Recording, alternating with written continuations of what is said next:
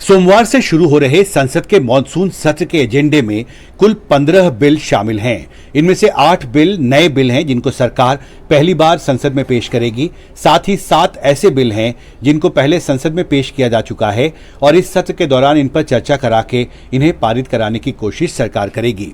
सरकार के लेजिस्लेटिव एजेंडे में जो महत्वपूर्ण बिल हैं उनमें द इनकम टैक्स बिल 2025 शामिल है, जिसके जरिए सरकार जो टैक्सेशन के कानून में अब तक जिस तरह से कॉम्प्लेक्स भाषा का इस्तेमाल किया जाता रहा है उसकी जगह आसान सरल भाषा का इस्तेमाल के लिए नए प्रस्ताव लेकर आई है। और साथ ही जो प्रावधान देश के टैक्स कानूनों में पुराने पड़ चुके हैं जिनका अब ज़्यादा इस्तेमाल नहीं होता उन्हें हटाने का भी एक प्रस्ताव इस बिल में शामिल है। साथ ही जो टैक्सेशन लॉज अमेंडमेंट बिल है उसमें देश के कुछ टैक्स के जो कानून हैं उनमें संशोधन का प्रस्ताव है।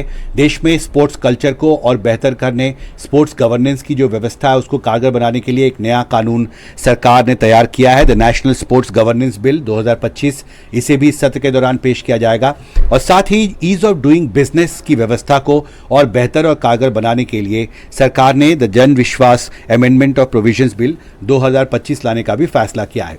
साथ ही महत्वपूर्ण यह है कि पहले ही दिन राज्यसभा में प्रश्नकाल के दौरान सबसे ज्यादा सवाल जो 12 जून को एयर इंडिया का विमान हादसा हुआ था अहमदाबाद में, उससे जुड़े सवाल हैं जो सांसद नागरिक उड्डयन मंत्री से पूछेंगे। और देखना बहुत महत्वपूर्ण होगा कि इस दर्दनाक एयर एक्सीडेंट को लेकर नागरिक उड्डयन मंत्री क्या नए तथ्य संसद के सामने पेश करते हैं। दिल्ली से हिमांशु शेखर, एनडीटीवी इंडिया।